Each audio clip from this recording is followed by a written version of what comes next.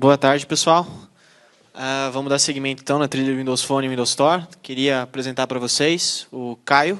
Ele é integrante da equipe de evangelistas da Microsoft. Vai falar para a gente aí sobre as inovações do Windows 8.1, né, a nova versão do Windows 8. Então, sem mais delongas. Obrigado.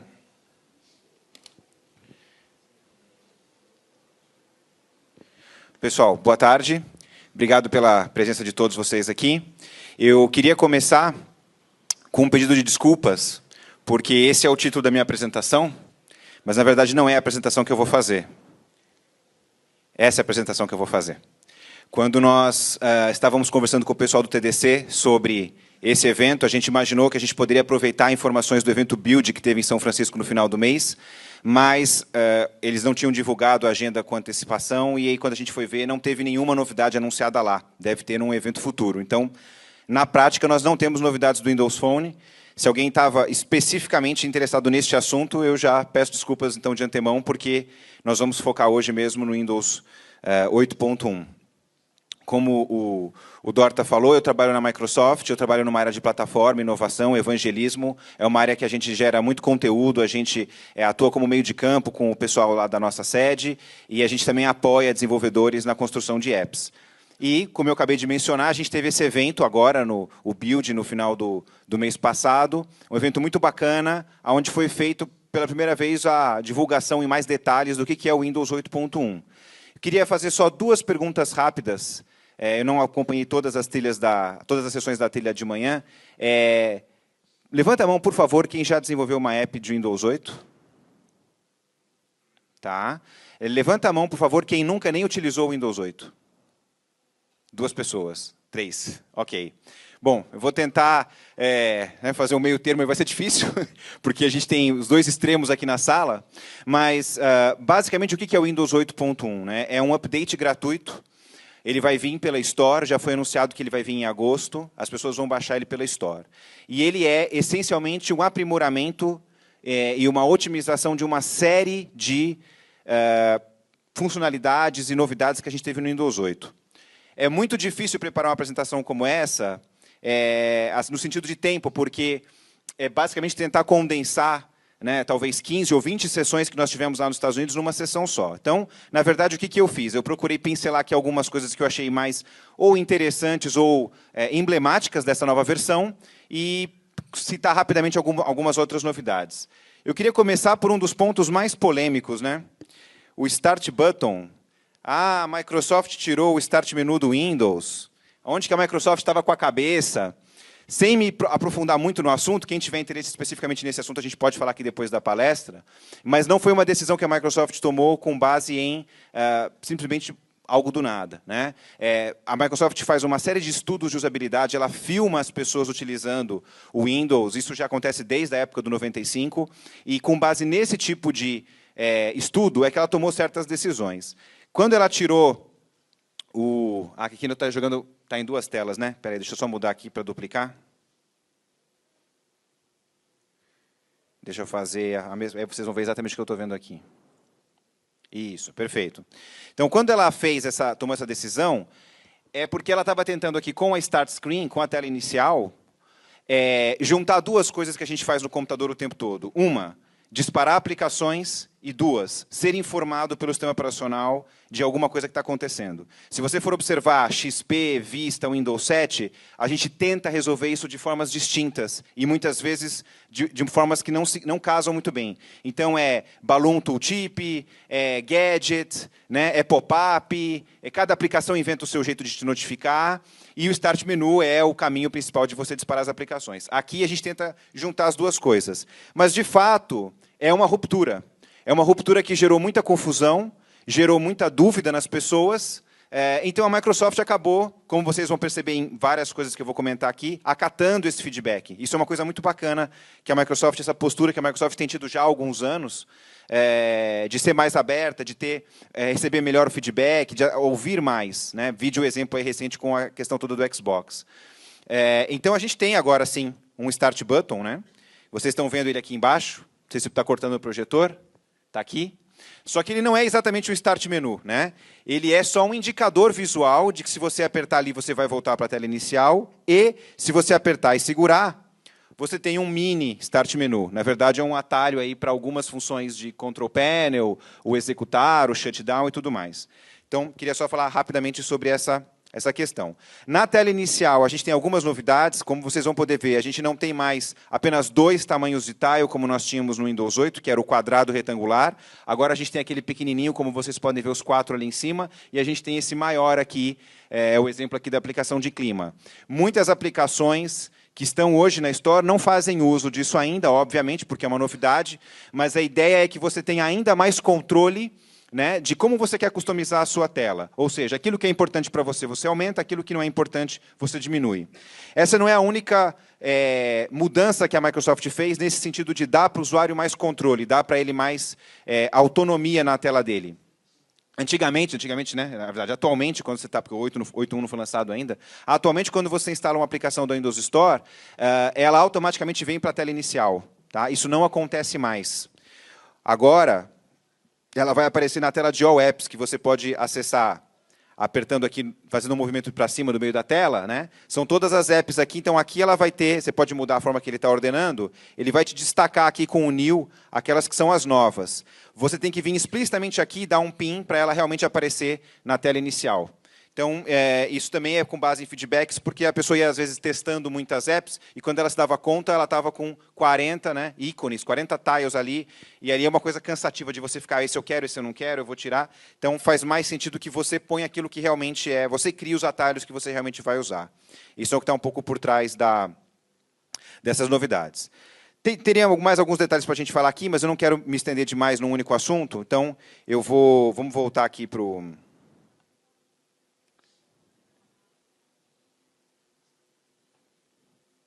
Espera aí que eu estou me perdendo aqui na projeção. Volta aqui.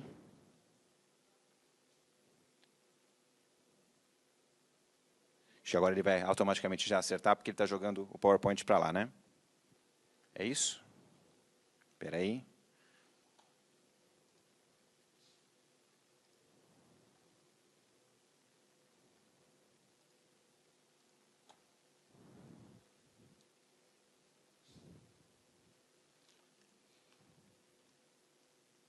Perfeito. Então, vamos falar das APIs. São 4.500 novas APIs no Windows 8.1, ou interfaces, métodos que você pode chamar. Esses slides que a gente tem aqui, eles mostram um pouquinho como que elas estão organizadas, como é que elas foram classificadas, né? Então, isso aqui é uma visão de 10 mil metros de altura de todas as APIs que nós temos no Windows 8 hoje, versão atual, divididas nas suas áreas, né, de gráficos, de interface do usuário, dispositivos e tudo mais. Aí nós temos aqui, marcado com a letra escura, a letra em preto, as APIs que foram atualizadas no Windows 8.1, ou seja, são APIs que têm novidades, seja de desempenho, sejam de novas funcionalidades dentro daquela API. E nós temos novas APIs, que são essas marcadas em azul, com letra branca. Principais novidades que a gente tem aqui. Um investimento grande na parte de dispositivos, pensando principalmente no cenário de ponto de venda, o tablet usado em algum tipo de stand, algum tipo de quiosque, seja para você ter um leitor de código de barra, seja para você ter um leitor de cartão de crédito, APIs que você, com poucas linhas de código, consegue interagir com esse tipo de dispositivo.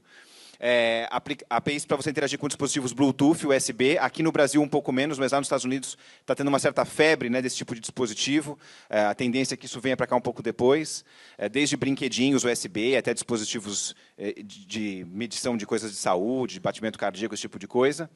Impressão 3D, isso foi uma coisa muito bacana que a gente pôde ver lá no Build, os fabricantes de impressora 3D, é uma tecnologia muito bacana, né, e você tem agora um suporte quase que nativo para você interagir com essa impressora no Windows. Scanner, que é uma coisa que realmente ficou faltando no Windows 8, e agora a gente conseguiu implementar. E algumas outras tecnologias aí a parte de rede, de speech, também que é muito bacana. O speech, quando você baixa o sample hoje, ele ainda está com as vozes só em inglês, tá? Mas a previsão é que nós tenhamos uma voz em português. Eu até fiz essa pesquisa para a apresentação de hoje, mas ela não está disponível ainda. Vai ter, obviamente, uma série de línguas, espanhol e tudo mais, e o português ainda não veio. Mas deve vir na versão final. Estas que estão com a borda branca são APIs que agora foram exportadas para você acessar a partir de uma aplicação desktop.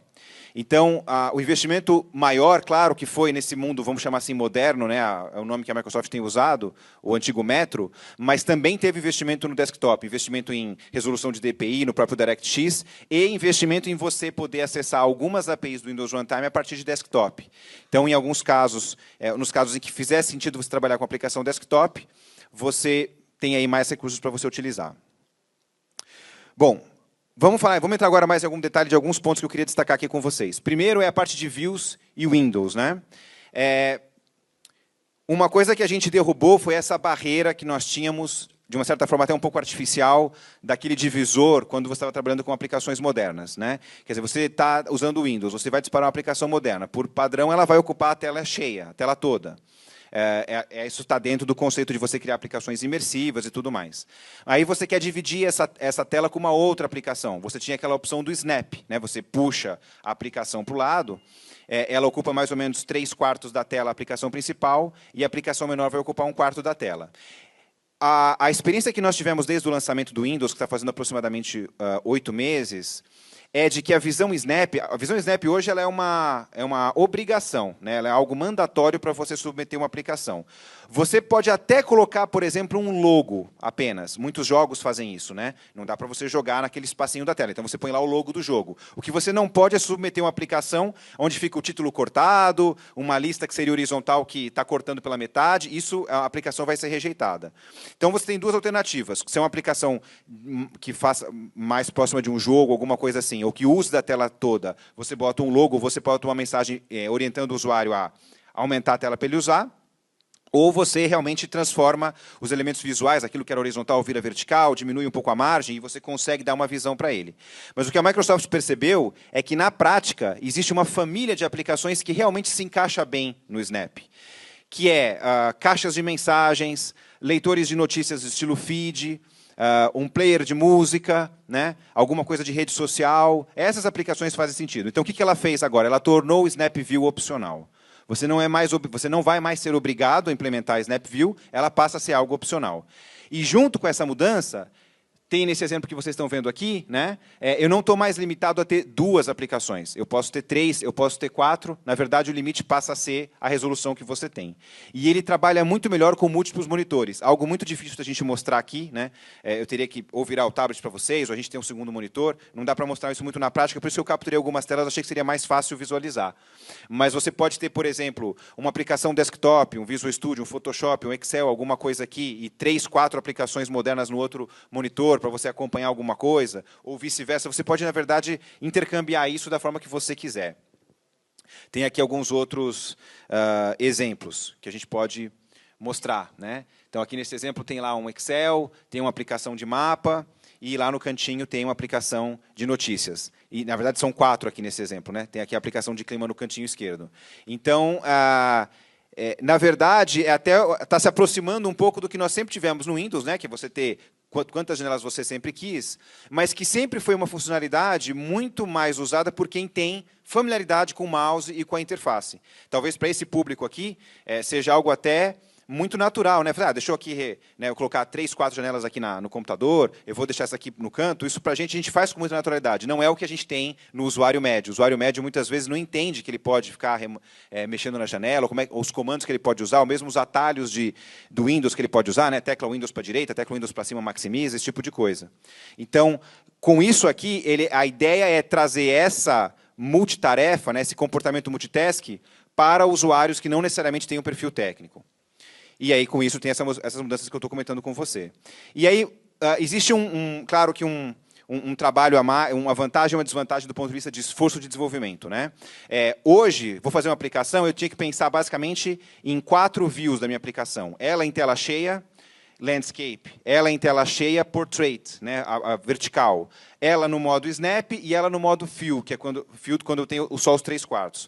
Agora muda um pouco o paradigma. Tem até algumas capturas de alguns trechos de código que eu coloquei aqui para mostrar um pouco como que muda o paradigma. Basicamente, você vai trabalhar com um conceito similar ao que a gente faz na web de design adaptativo, né, de responsive design, que é você ter elementos que se mudam um pouco algumas características dele. Por exemplo, imagens ficam um pouco menores, títulos ficam um pouco menores conforme aumenta ou diminui a resolução do computador. E, em muitos casos, você vai poder aproveitar visões, por exemplo, estilo Snap ou próximas do Snap para um portrait. Então, você também tem uma sinergia aí que você consegue aproveitar em muitos casos. Então, esse aqui é o novo mínimo, né, para o Windows 8.1. A sua aplicação, para ela ser aprovada pelo Windows Store, ela tem que necessariamente trabalhar bem com 500 pixels e ela não pode ser prejudicada em termos de funcionalidade. Você fala assim, a minha aplicação ela funciona bem na tela cheia, mas em 500 pixels o usuário não consegue fazer X. Se esse X faz parte da descrição da sua app, então ela vai ser rejeitada, porque o usuário não vai ter uma boa experiência aqui. A partir disso, você vai poder usar, porque agora, antes a gente tinha o divisor, né? Ele era fixo, ou era 1/4 e 3/4, ou era 3/4 e 1/4, e agora ele é contínuo, eu posso ir arrastando ele conforme eu quiser. Então, agora você vai trabalhar com, a partir de 500 para cima, você vai definir o que muda, o que não muda, como você quer usar esse espaço. E a gente tem bastante documentos e vídeos e tutoriais para ajudar nesse processo. Até você chegar, por exemplo, nesse limite. O limite é você ocupar todo o tamanho da tela, obviamente que o limite é a tela inteira, né? Mas quando você tem duas apps, o limite você vai se deixar 320 pixels, que é exatamente a Snap View.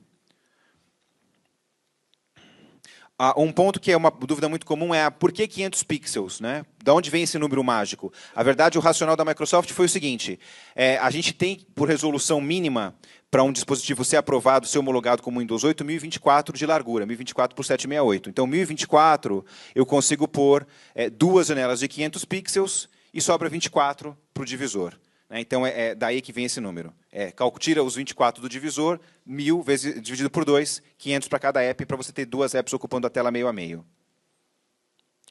Então, aqui está um pouco dos pontos, na verdade, que eu já comentei. Em termos de design, pense na aplicação com pelo menos 500 pixels de largura. Esse é o novo paradigma que a gente tem no Windows 8.1. A funcionalidade tem que ser completa. E a ideia é que, se o usuário arrastar o divisor, que a experiência seja natural, né? Que ela não seja disruptiva, ou seja, que as coisas não, de repente, mudem de tamanho de forma muito abrupta, ou entre um elemento que não estava na tela daquele modo. Isso vai causar confusão para o usuário e acaba indiretamente, ou em muitos casos diretamente, prejudicando a sua própria app, no sentido da pessoa entrar lá, fazer um review, ou não dar uma nota tão boa, porque ela não gostou tanto da sua app. Né?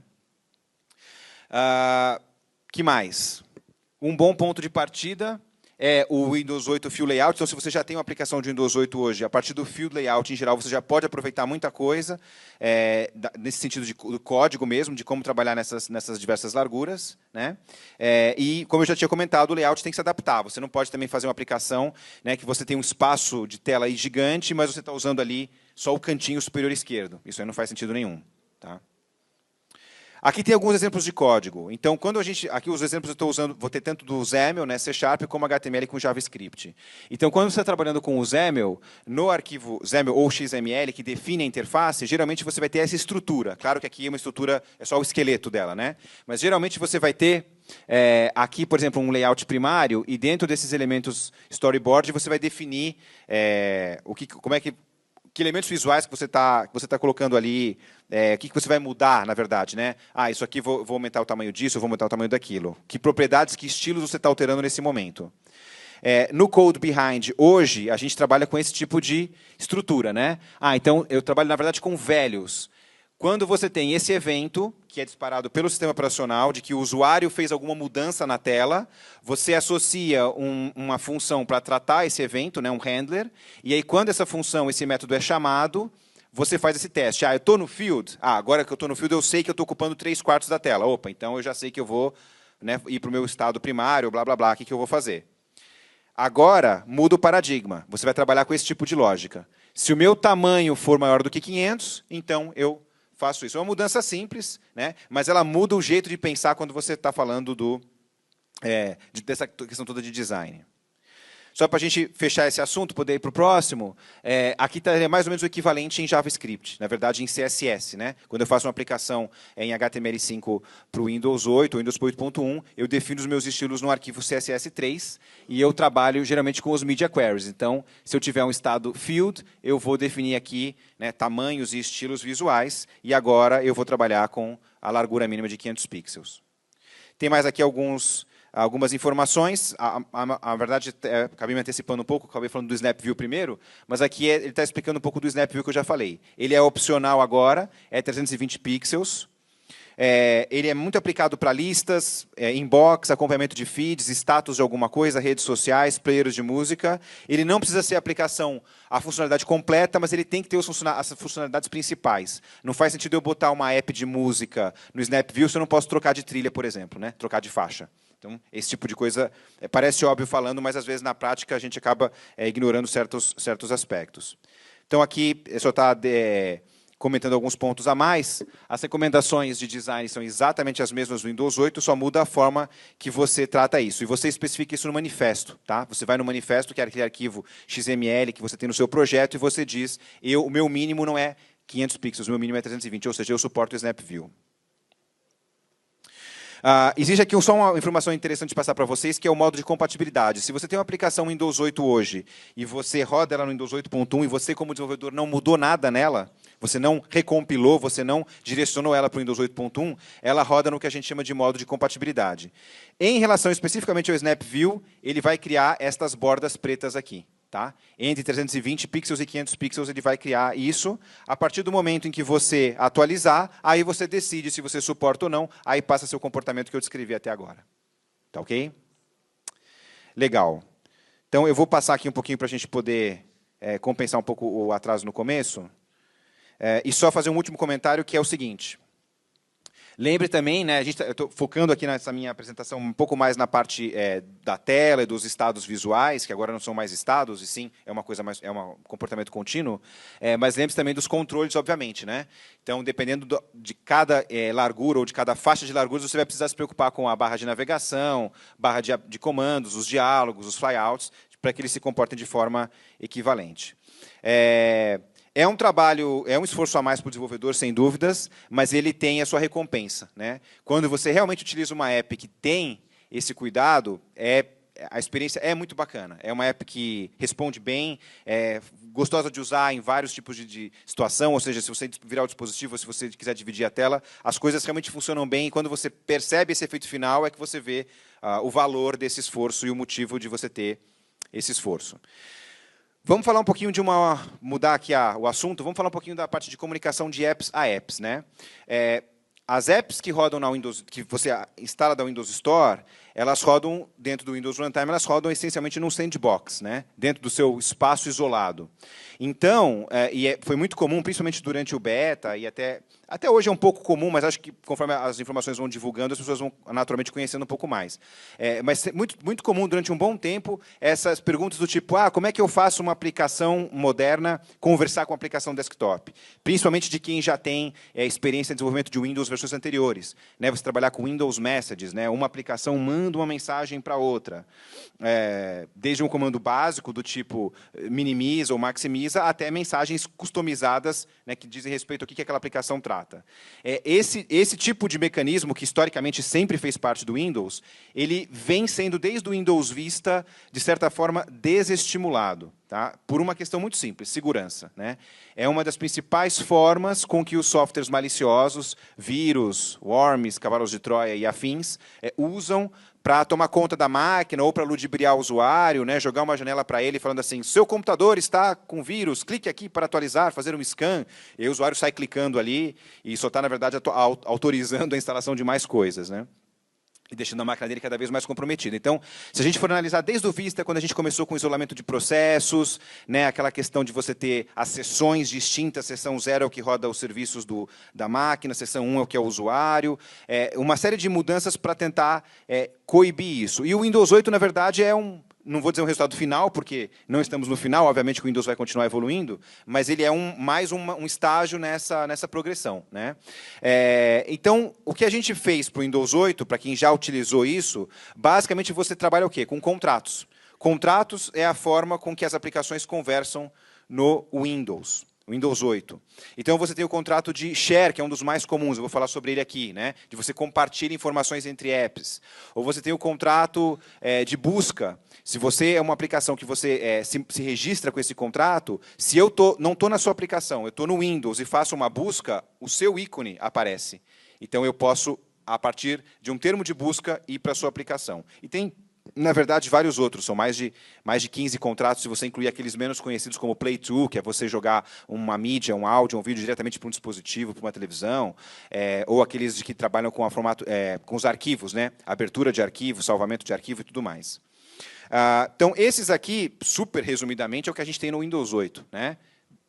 Arquivos e URIs, que é quando você vai disparar através de uma extensão de arquivo. Então, estou lá numa aplicação de e-mail, clico num arquivo com extensão XLS, ele sabe que tem que abrir o Excel. Né? Eu estou numa aplicação que é um visualizador de arquivos, também a mesma coisa. Clico num arquivo com extensão XLS, ele sabe que é o Excel, porque existe um registro no Windows de quais aplicações abrem quais extensões.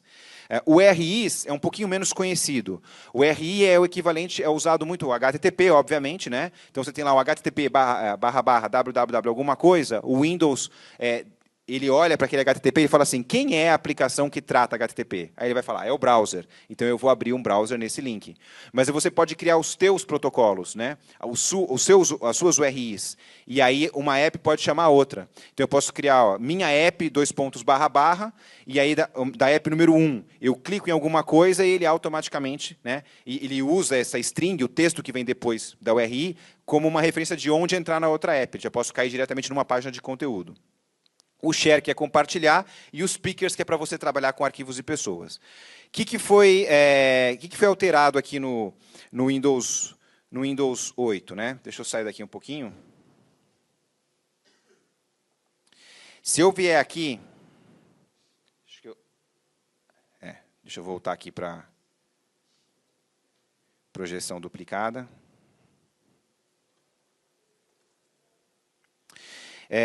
Deixa eu pegar um exemplo simples. Tá? Eu vou abrir a aplicação de e-mail. Para quem teve a oportunidade de assistir as apresentações do Build, elas foram transmitidas ao vivo e, na verdade, estão disponíveis online, podem perceber que essa aplicação de e-mail aqui é a mesma aplicação de e-mail que a gente tem hoje. E não é a aplicação de e-mail que aparece no Build. Na verdade, existe uma nova aplicação de e-mail, só que ela não está hoje neste preview. Tá? Ela só será incorporada realmente na versão final. Provavelmente por questões de otimização, ela ainda está sendo desenvolvida. Por isso, só a explicação, porque vocês podem achar estranho, porque eu estou rodando o 8.1 aqui, mas a minha aplicação nativa de e-mail não é a que o pessoal utiliza lá. Eu mandei aqui um e-mail para mim mesmo. Né? Mandei aqui um e-mail de câmera fotográfica. Né? Vocês possam achar que eu talvez tenha um pouco de esquizofrenia, porque eu estou conversando comigo mesmo nesse e-mail aqui. Né? Olha aí essa câmera, o que você acha? Tal. O que aconteceu no Windows 8? Você clica nesse link, o browser vai tomar conta da tela. Né? O browser vai tomar conta e vai aparecer aquela janela. Aí eu teria que, manualmente, ficar ou remanejando as janelas, ou copiando e colando coisas, se eu quisesse, por exemplo, responder essa mensagem dizendo gostei da câmera ou não gostei. Agora o comportamento muda. Ó. Se eu aperto aqui, este é o comportamento padrão. Ele já abre... Não está conectado?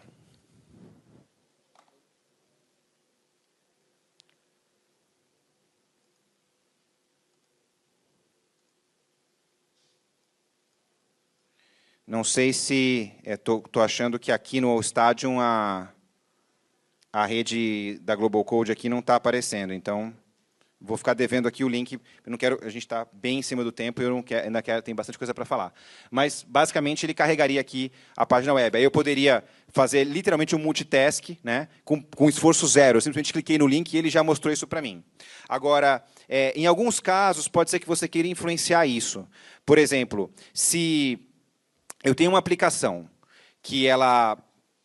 uma aplicação de viagem, por exemplo, né, de turismo. E em determinado momento eu vou abrir um mapa, num Bing Maps ou qualquer outra aplicação de mapa. Talvez eu não queira abrir meio a meio. Talvez eu queira que a minha aplicação fique num modo Snap e o mapa ocupe 3/4 da tela, porque o usuário naquela hora ele vai ver o mapa. Ou se a minha aplicação eu vou chamar um vídeo e o usuário vai ver o vídeo, será que faz sentido deixar o vídeo só em metade da tela? Se o usuário vai ver um vídeo, então deixa o vídeo tomar conta da tela, de repente até a tela cheia.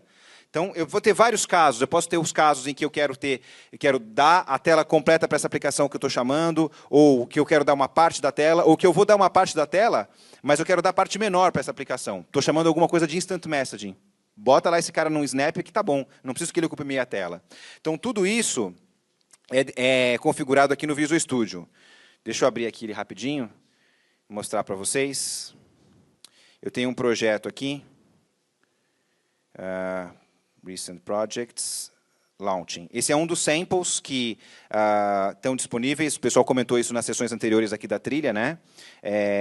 Como o Dorta comentou na sessão anterior lá. Tem exemplo para tudo que você possa imaginar que você precisa fazer, tem lá exemplos de como usar. Deixa eu executar primeiro esse exemplo, e até talvez uma demonstração mais efetiva, já que a gente está sem internet aqui. Deixa só ele carregar. Então, geralmente, vocês vão ver que os exemplos trabalham dessa forma, né? Ele, visualmente é bem simples, é só um fundo branco com alguns textos, e ele te dá ali algumas opções para você fazer aquela ação, e você tem o código-fonte daquilo que você pode ver exatamente o que ele está fazendo. Então, eu quero mostrar aqui nesse exemplo o Launch with View Preference, que é isso. Olha, eu vou dizer qual é a preferência que eu quero. Se eu deixar ele no default, eu vou aqui escolher o RI, né? Aqui, no caso, ele depende também de uma aplicação externa, então, no caso, ele vai usar a internet, então, mas acho que ele vai conseguir mostrar, porque eu usei o bing.com e disparei ele com default, meio a meio. Agora, ó, esquece isso aqui. Vamos fazer o seguinte, ó, use menos e dispare. Não funcionou, provavelmente por uma questão de resolução. Isso aqui, deixa eu até confirmar se o use none tem que funcionar.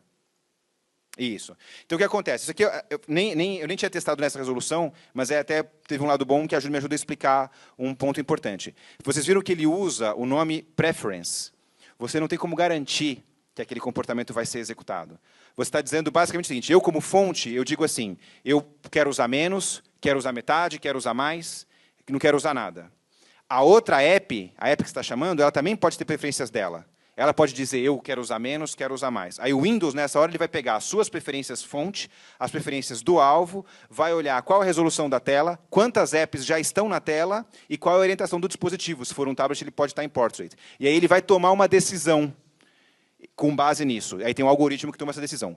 Estou aqui concluindo que provavelmente foi o que aconteceu. Como a resolução do projetor é menor, ele falou, não consigo te botar em snap aqui, vou botar meio a meio mesmo. Tá, então, basicamente, isso é bem interessante porque muda a forma que a gente trabalha, né, com essa... Deixa eu voltar aqui para o desktop.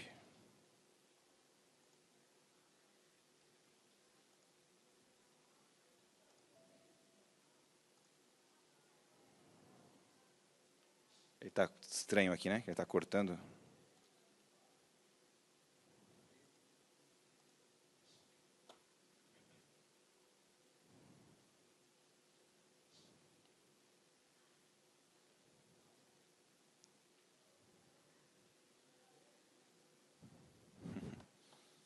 Ele faz tudo menos do que eu preciso.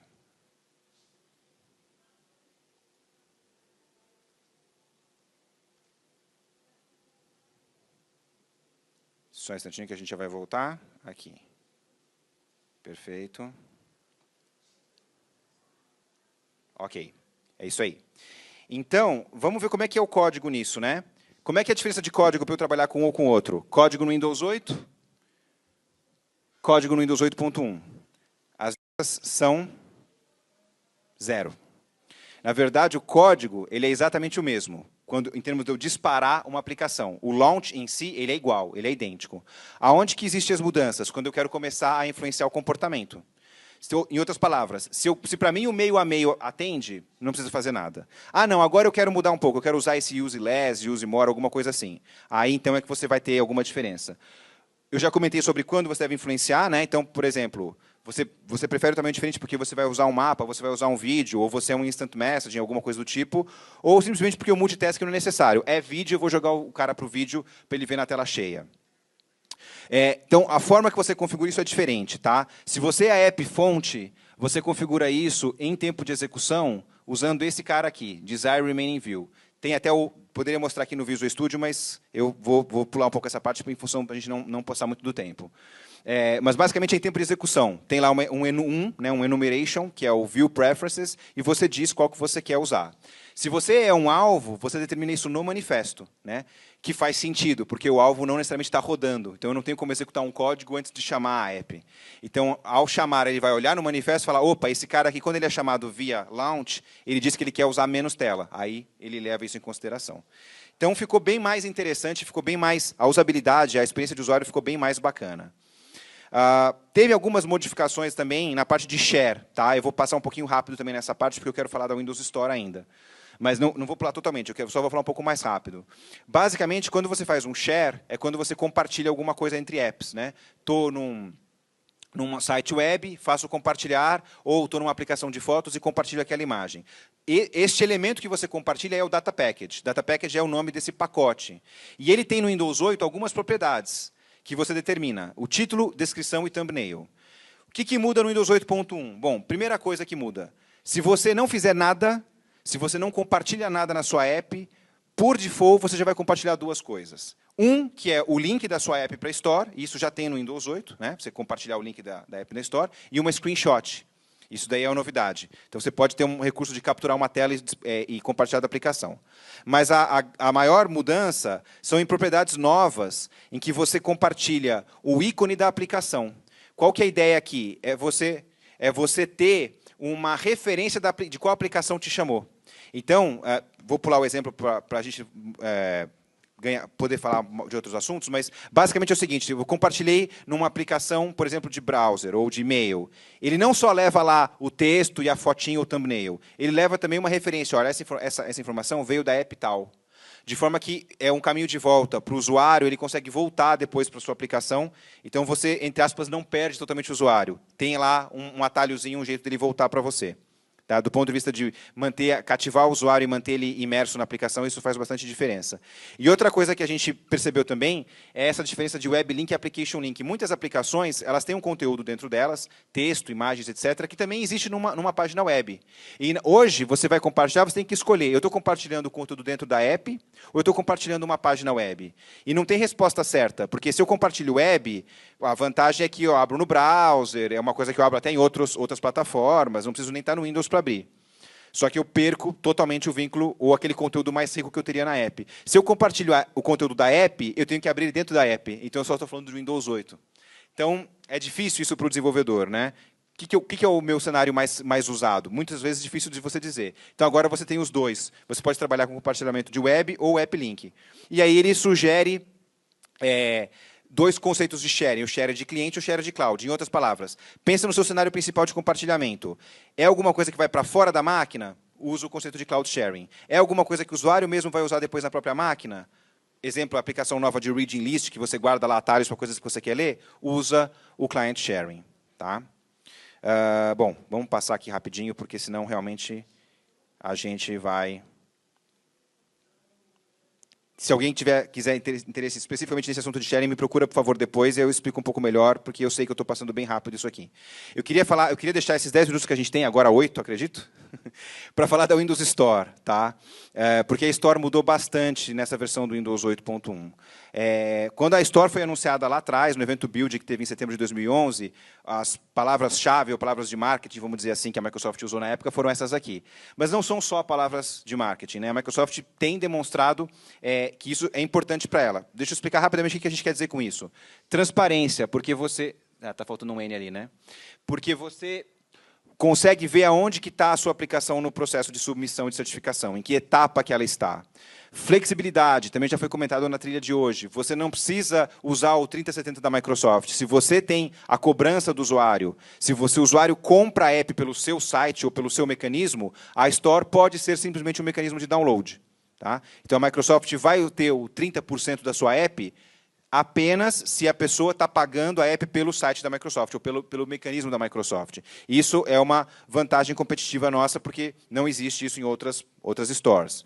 E parceria, porque tem essa preocupação. A Microsoft sabe que o sucesso do Windows é o sucesso das apps. Não tem como negar isso, né? Como é o sucesso de qualquer sistema operacional.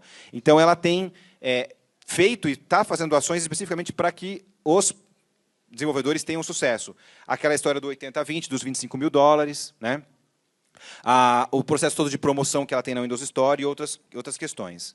Então, resumo do que a gente tem aqui. 8 meses de lançamento do produto, tivemos centenas de milhões de downloads já, desde esse lançamento, em outubro do ano passado.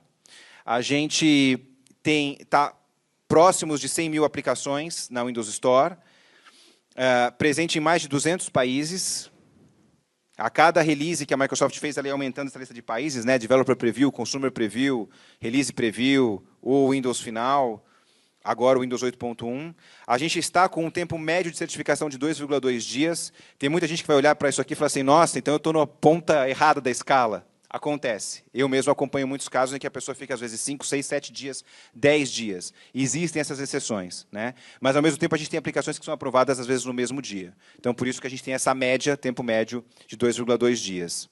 Aprimoramentos que foram feitos não apenas para o 8.1, mas ao longo desses 8 meses. Suporte a jogos com classificação M, que é jogos adultos, né? Violência, sangue, etc. O envio de crash dumps, quando a aplicação crasha durante o teste, o desenvolvedor recebe esse crash dump. Feedback mais detalhado em casos de falha. A gente reconhece que a gente não está ainda onde a gente deveria estar. A gente ainda peca um pouco nisso. Muitas vezes o feedback ele é muito ambíguo ou obscuro, mas acreditem, ele está melhor do que ele era durante o beta ou logo no lançamento do produto. Então, é uma jornada que a gente está conseguindo melhorar. No Analytics, né, quando você, como desenvolvedor, entra lá para ver quem baixa a minha app, quais são os perfis dessas pessoas, é homem, é mulher, qual é a idade, qual é o grupo etário, que cidade que ela está, isso tem melhorado para você entender um pouco melhor, fazer essa business intelligence, vamos dizer assim, da sua app. Esclarecimentos de políticas, muitas políticas eram só frases, e aí você tinha que ficar, mas o que ele quer dizer com isso? Né? Que pode isso, não pode aquilo. Então, ela tem se esforçado, a Microsoft tem se esforçado em ser mais clara, ser mais específica com essas políticas. E agora, sim, falando das novidades que nós temos para o 8.1. Consumables, muito usado em jogos, né? Então, por exemplo, é uma moeda, é uma armadura, é um carro, é alguma coisa que você vai comprar, tem a ver com o in-app purchase, que o Dorta comentou mais cedo, mas que ele vai ser comprado repetidamente. Nós não tínhamos isso no 8, agora nós temos no 8.1. Stored Value e Gift Cards, isso aqui é muito legal. A gente está migrando de um modelo do Xbox de pontos Microsoft para dinheiro mesmo. E isso vai ser unificado. Então, se você tiver um saldo, por exemplo, de R$50, você pode usar esse saldo para comprar alguma coisa no Xbox, ou no Windows Phone, ou no Windows 8. Tá? O saldo ele é unificado. Então, isso é muito conveniente para o usuário final. Tem N estudos que a Microsoft já fez mostrando que isso reduz drasticamente o atrito na hora dele fazer a compra, porque ele não tem que usar o cartão, né, para pagar R$1,99, ele está usando um saldo que ele já tem. Então, o comportamento de compra é facilitado, né, obviamente, e, obviamente, é bom para o desenvolvedor também, porque o desenvolvedor tem chance de monetizar mais a sua app. E gift cards, tá? Nós vamos ter vendidos aí em lojas de varejo, para você dar de presente, e o Brasil está, felizmente, na lista inicial de países que vão receber isso. Então, novidades bem bacanas aí para quem está pensando em como monetizar a sua app, conecta muito bem com o que o Dor estava falando antes. App Bundles, que quer dizer você empacotar a sua app de forma mais inteligente. Eu falei das views, eu acabei não falando, por exemplo, da questão do scaling, né? Que é quando o ideal é você submeter uma app para a Store com imagens em 3 scalings de resolução, ou seja, 100%, 140% e 180%. Por quê? O Windows consegue dinamicamente tratar isso e carregar a imagem mais adequada àquela resolução, aquele DPI, aquele tamanho de monitor. Só que qual que é o problema? Se você não tivesse uma forma inteligente de você tratar isso, os seus pacotes de apps ficariam gigantescos. Tudo bem que a gente aumentou o limite para 8 GB, mas ninguém quer ficar fazendo apps de 8 GB para todo mundo baixar. É inviável. Né? Então, agora você consegue quebrar a sua app em pacotes de recursos. Eu posso mandar a minha app num pacote e os meus recursos, seja de língua ou seja de imagens, em pacotes distintos, e ele vai baixar apenas o que precisa. Então, fica bem inteligente essa questão. Remoção dos limites de app roaming. O que eu quero dizer? Que não é o roaming que o Dorta destacou mais cedo, né? O roaming de dados. É o roaming de apps por dispositivo. Hoje eu posso ter em 5 dispositivos. Comprei uma app na Store, eu posso instalar ela no máximo em 5 máquinas. Quando eu quiser instalar na sexta, eu preciso escolher uma das 5 que eu tinha e tirar aquela máquina da lista. Isso foi essencialmente removido, não existe mais esse limite. O que existe é uma preocupação da Microsoft com o abuso. Né? Alguém compra um jogo e dispara para 100 ou 200 pessoas. Então, para evitar isso, existe agora um monitoramento do lado da cloud, do lado do servidor, para tentar monitorar e pescar, por assim dizer, pegar essas situações de abuso. Mas, no caso de uso normal, você não vai mais ter esse limite. Isso também feedback porque tinha gente com mais de 5 máquinas e queria usar, né, a aplicação em mais de 5 máquinas. 70 novos mercados de desenvolvimento, total em 191 agora. Download de dados analíticos, um pedido muito comum, né? Eu não quero entrar no portal da Store e ficar analisando ali, eu quero exportar isso, jogar no meu banco de dados, na minha ferramenta de marketing, no que seja. Então, agora você baixa lá em CSV ou outro formato e você faz o que você quer com aquilo. Mais 2 minutinhos a gente vai fechar. Eu só queria comentar, basicamente, duas coisas. Primeiro, o que acontece se você tem uma aplicação que você publicou para o Windows 8.1, mas o seu usuário está com o Windows 8? Vai acontecer isso aqui, tá? O usuário vai receber essa mensagem dizendo que ele não pode e ele vai acabar sendo jogado, por assim dizer, né? Incentivado a instalar o 8.1. Como é um upgrade gratuito, a gente acredita que a maioria vai instalar. Queria até mostrar um pouco da Store, mas realmente o tempo está super em cima. Mas, basicamente, quando vocês puderem entrar, tiverem oportunidade, vocês vão perceber que ela foi totalmente remodelada, a forma como as categorias, na verdade, deixaram de ser o mecanismo principal e passaram a ser um mecanismo que você puxa lá da barra superior, e ela passou a tratar por perfis de apps. Então, ela começa com Spotlight, que é o destaque principal, depois Popular Now, que é aquilo que está popular agora, que é aquilo que tem tido atividade recente, muitos ratings, até o Picks for You, né? Não sei como é que vai ficar em português, mas é aquilo que ela escolheu para você, com base numa análise do que você está usando, do que você está baixando, e ela mostra para cada app por que ela está indicando aquilo para você. Então, ela te indicou uma app que você não tem nada a ver com você, mas você fala, olha, estamos indicando essa app porque quem baixou esta outra app geralmente gosta. E você pode chegar e falar, não, isso aqui não se aplica a mim. Então, ele vai aprendendo com você. Isso é um caso muito legal de Big Data e Machine Learning que a Microsoft está usando na Store. Isso aqui, pessoal, desculpa até eu acelerar um pouco, a gente acabou, né, ficando com o tempo um pouco compactado, mas foi literalmente um arranhão na superfície do que a gente tem. Tá? Suporte nativo à impressão 3D, comentei rapidamente, suporte nativo a scanners, um novo controle hub. Então, para quem viu a aplicação já do Bing, que é uma aplicação que tem uma imagem aqui, quadros de notícias, depois o quadros com um formato um pouco diferente de um conteúdo heterogêneo, você tem isso pronto agora para ser utilizado. Tá? É um novo controle, é um novo template, tanto para C# como para JavaScript. Alguns controles do XAML foram otimizados no seu desempenho. O controle List View do JavaScript agora suporta drag and drop, também um pedido super comum. O WebView foi bastante aprimorado, ele tinha problemas de airspace, que é quando você conflita sobreposição de elementos na tela, isso foi resolvido. Ele tem Smart Screen, então ele protege o conteúdo, ele dá uma tratada, uma filtrada nesse conteúdo, então ficou bem mais interessante. Speech, que eu comentei rapidamente, não temos ainda em português, mas vai ter. É muito legal o sample de speech. A gente está começando a ver agora aquilo que a gente sempre via mais como protótipo, ou Microsoft Research, ou mesmo de outras empresas, está chegando num ponto que vai ficar fácil do desenvolvedor comum, do desenvolvedor normal, utilizar sem ter que ser um PhD nesse tipo de tecnologia. DirectX 11.2 foi atualizado, então tem lá N melhorias na parte de games, texturas, tratamento de brilho, etc.